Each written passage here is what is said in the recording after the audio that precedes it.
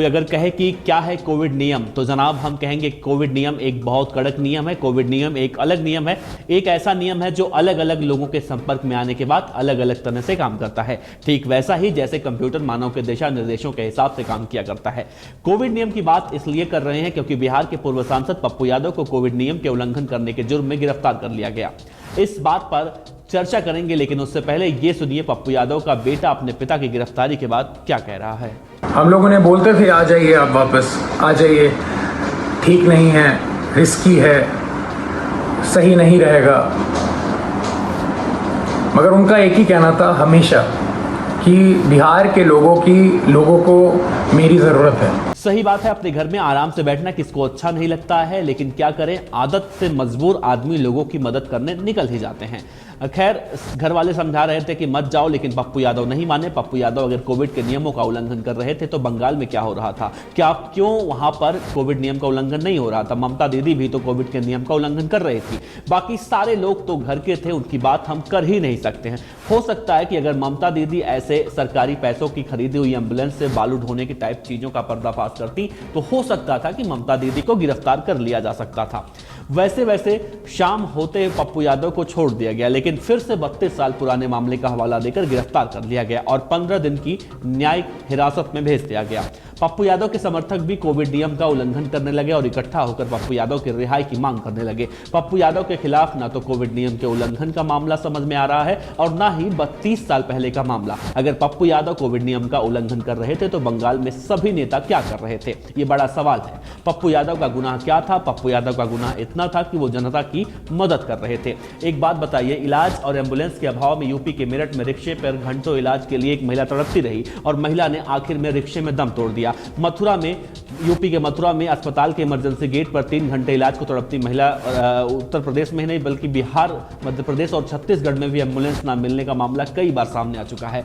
UP के बाराबंकी जिले में अस्पताल में एम्बुलेंस ना मिलने के चलते एक बेटा और उसकी बहन अपने पिता के शव को ठेले से लेकर स्वास्थ्य केंद्र पहुंचते हैं, फिर उसी घर से वापस आते हैं। न्यूज एजेंसी एनआई के हवाले से चीफ मेडिकल ऑफिसर ने इस मामले में सफाई भी दी थी कि यहाँ जिला स्तर पर केवल 2 एम्बुलेंस है, यहाँ सुविधा सामुदायिक स्वास्थ्य केंद्र स्तर के लिए नहीं है, इसीलिए हम एम्बुलेंस उपलब्ध कराने में असमर्थ रहे।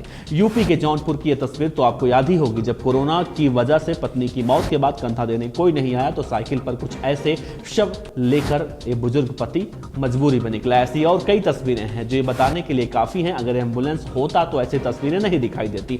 जहां एम्बुलेंस के अभाव में लोगों को इतनी परेशानियां हो रही हैं, वहां बिहार में बीजेपी सांसद एम्बुलेंस से बालू ढुलवा रहे हैं। क्या बात वो जो कर रहे हैं वो सही है और उसको उजागर करने वाले जन अधिकार पार्टी के नेता पप्पू यादव गलत? कैसा नियम है ये? अगर अंग्रेज होते तो अपने आप ही देश को छोड़कर भाग जाते, कहते कि ये लोग तो हमसे भी ज़्यादा क्रूर हैं। अगर आज की तारीख में देश गुलाम होता तो कभी आज़ादी नहीं हो पाता, क्योंकि जो कोई भी हुकूमत के खिलाफ आवाज़ उठाता उसे 15 साल पहले के मामले में उठाकर जेल की सलाखों के पीछे डाल दिया जाता। खबर है कि पप्पू यादव को बीरपुर जेल से अस्पताल शिफ्ट करने की तैयारी चल रही है, क्योंकि उनके स्वास्थ्य को देखते हुए ये फैसला लिया गया है। अब फैसला उनके स्वास्थ्य को देखते हुए लिया गया है या फिर उनकी पत्नी और पूर्व कांग्रेस सांसद रंजीत रंजन की चेतावनी को देखते हुए, जिसमें वो लिख रही हैं कि नीतीश जी, पप्पू जी कोरोना नेगेटिव हैं, अगर वो पॉजिटिव हुए तो आपको इस साजिश में शामिल 4 लोगों और एम्बुलेंस चोरों को सीएम आवास से निकालकर बीच चौराहे पर नहीं खड़े किया तो मेरा नाम रंजीत रंजन नहीं। साथ ही उन्होंने कहा कि आज पटना आ रही हूं, पप्पू यादव जी पर हुक्मरानों के जुल्म सितम के बावजूद लोगों की मदद करती रहूंगी। कोरोना के दौर में मानवता को बचाने का प्रथम उद्देश्य है।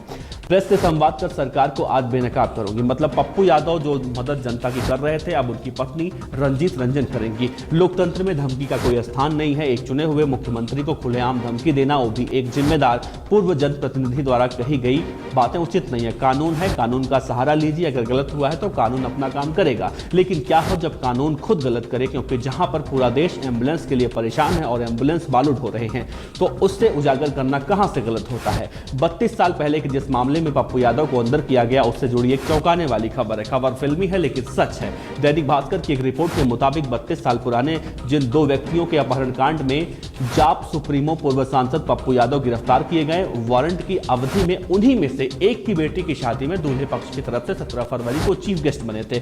वरवधु को उन्होंने आशीर्वाद भी दिया था। आज इस प्रकरण के बाद वे चुप हैं। हालांकि इससे अपहृत रामकुमार यादव मीडिया के समक्ष और इसे कंफ्यूजन का केस करार दिया। वे कहते हैं कि उमाकांत यादव बउआ जी यानी कि मुरलीगंज के पार्षद हैं, निगम पार्षद हैं, ससुर हैं उमाकांत यादव, इस केस के संबंध में कुछ नहीं बोलना चाहते।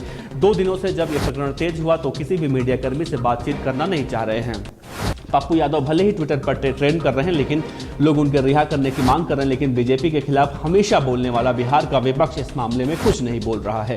लालू यादव और ना ही उनके दोनों लाल, जो कभी हर मामले में बीजेपी पर हमला करने में कोई कोर कसर नहीं छोड़ते थे, आज वो चुप हैं, जबकि गंगा में मिली लाशों को लेकर बिहार के नेता प्रतिपक्ष तेजस्वी यादव सोशल साइट पर वीडियो डालकर सवाल पूछ रहे थे। आज पप्पू यादव को लेकर कुछ नहीं बोल रहे और इसके पीछे एक ही वजह है, डर, जनता का डर। अगर आज लालू यादव उनके लाल पप्पू यादव के लिए आवाज उठाते हैं तो इसमें कोई दो राय नहीं है कि पप्पू यादव बिहार के हीरो बन जाएंगे और लालू के लाल का सपना सपना ही रह जाएगा। मिला जुला कर एक बात आप समझ लीजिए, किसी को कोरोना से निपटने के लिए जनता के बारे में कोई चिंता नहीं है। चिंता है तो बस अपनी कि कैसे गद्दी पर बैठा जाए। अगर चिंता होती तो ऐसा नहीं होता। आप खुद सोचिए, आप खुद विचार करिए और जब सोच विचार कर आप अपने सवाल, अपने सुझाव, अपने जवाब नीचे कमेंट सेक्शन में जरूर दीजिएगा। आज के लिए इतना ही, चलते हैं। राम राम, जय हिंद, शुक्रिया।